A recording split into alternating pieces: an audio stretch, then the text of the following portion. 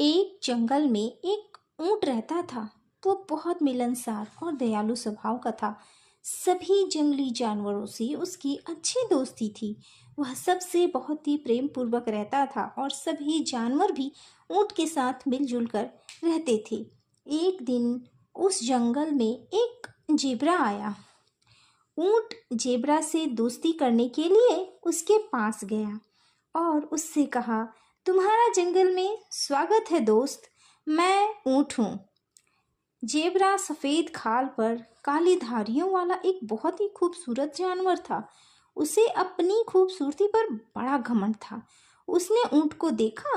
मोटी चमड़ी, लंबी गर्दन, पीठ में कुबर, आंखों पर बड़ी बड़ी पलकें। भद्दे खुर वाला ऊंट को देखकर जेब्रा ने सोचा, ये कितना बदसूरत है। मुझ जैसे खूबसूरत जानवर का दोस्त और ये नहीं नहीं। उसने ऊंट से दोस्ती करने से इनकार कर दिया। जेब्रा के इस व्यवहार से बड़ा दुख हुआ। वह चुपचाप वहां से चला गया। कुछ समय बीते और गर्मियों का मौसम आ गया। उस साल भीषण गर्मी पड़ी। नदी, तालाबों का पानी सूखने लगा।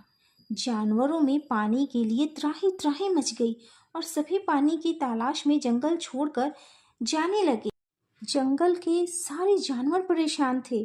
पानी की कमी से जेब्रा के सामने भी जीने मरने की नौबत आ गई। लेकिन वह जब भी ऊंट को देखता, वह उसे हमेशा सामान्य नजर आता था। एक दिन उसने ऊंट से पूछा, इतनी भीषण गर्मी में भी सब पानी को लेकर चिंतित है, किंतु तुम नहीं? वो इसलिए क्योंकि मैं बदसूरत हूँ, ऊंट ने मुस्कुराते हुए उत्तर दिया। जेब्रा उसकी बात समझ नहीं पाया। तब ऊंट ने कहा, मेरी पीठ पर ये जो खूबर दिख रहा है ना, जो थोड़ा अजीब लग रहा है दिखने में, लेकिन इसमें मैं पानी जमा करके रखता हूँ। इसके कारण मैं कई दिनों तक पानी की कमी से नहीं जूझता हूँ। लंबे समय तक मुझे पानी की दिक्कत नहीं होती। मैं रेगिस्तान में भी बड़े आसानी से सूंघ कर खोज सकता हूँ कि कहाँ पानी है।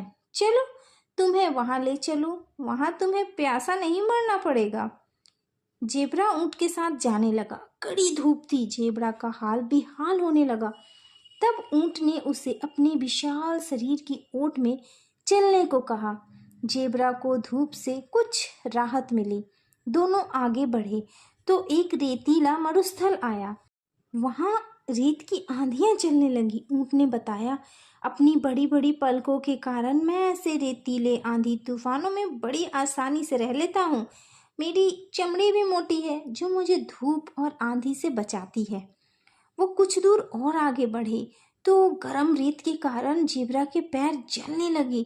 ऊंट को बड़े आराम से तपती रेत पर चलते हुए उसने पूछा, तुम इतनी गर्म रेत पर कैसे चल पा रहे हो? ऊंट ने कहा, ये भद्दे खुर देख रहे हो, ये मुझे गर्म रेत पर चलने में सहायता करते हैं। तुम्हारे पैर जल रहे होंगे, आओ तुम्हें अपनी पीठ पर बिठा लूं।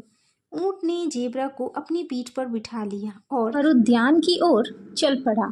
वहां पहुंचकर ऊंट ने जेब्रा को पीठ से उतारा और कहा, ये जगह पानी से भरपूर है, ये मरुद्यान है, तुम यहाँ आराम से रह सकते हो।